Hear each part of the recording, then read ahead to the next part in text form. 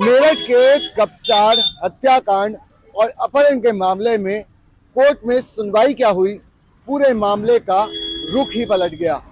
कल कोर्ट में आरोपी पारस सोम को पेश किया गया। पारस ने जज के सामने ये बोला कि हत्या मैंने नहीं की, जिसके बाद जज ने अपहरण के मामले में पूछा तो उसने कहा कि रूबी अपनी मर्जी से मेरे साथ गई थी। इस पूरे मामले में इस बयान ने पूरे केस को पलट कर रख दिया। तस्वीरें आप देख रहे हैं कपसाड़ गांव जाने वाले रास्ते की। चारों तरफ से बैरिकेडिंग की गई है।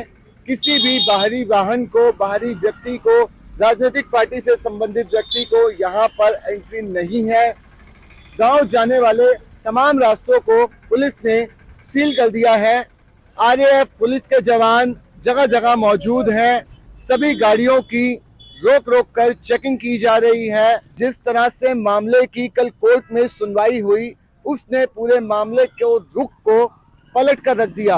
कोर्ट ने रूबी को काउंसलिंग सेंटर भेजा तो आरोपी पारस सोम को 14 दिन की जुडिशियल कस्टडी पर भेजा।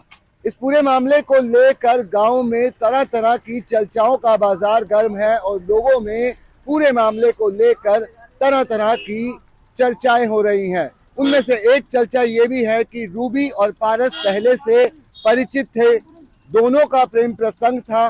गांव की पंचायत में 2 बार दोनों के लिए फैसला भी हुआ था, जिसके बाद भी दोनों लगातार एक दूसरे से बात कर रहे थे।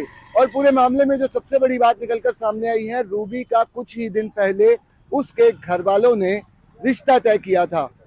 रूबी 8 जनवरी की सुबह अपनी मां के साथ खेत पर जाती है। पारस अपने कुछ दोस्तों के साथ वहां पहुंचता है और उसकी मां की हत्या कर दी जाती है। पारस ने हत्या की बात कोर्ट में नहीं कबूली। उसने कहा कि छीना झपटी, जोर जबरदस्ती में फरसा रूबी की मां सुनीता के लगा, जिससे उनकी मौत हो गई। वहीं अपहरण के तो पूरे मामले को लेकर ही सब कुछ पलट दिया गया। रूबी ने भी जज के सामने बयान दिया 161 के तहत। जब जज के सामने 164 के तहत बयान दर्ज हो रहे थे तो रूबी ने अपने मर्जी से पारस के साथ जाने की बात को कबूला। लेकिन पूरे मामले में जो सबसे बड़ा एंगल निकल के सामने आ रहा है वो अब ये है, रूबी कैसे अपनी मां के हत्यारे के साथ 3 दिन तक अलग अलग लोकेशन पर घूमती है, पुलिस केस करती है। पारस का फोन ऑन होता है और रुड़की के एक गेस्ट हाउस से दोनों को पुलिस गिरफ्तार करती है। रूबी काउंसलिंग सेंटर है। पारस को 14 दिन की जेसी पे भेजा गया है। गांव में अभी भी तनाव का माहौल है, राजनीति गर्म है। तमाम राजनीतिक दल यहां पर आने की कोशिश कर रहे हैं, जिनको गांव से पहले पड़ने वाले टोल प्लाजा पर ही रोक दिया जा रहा है।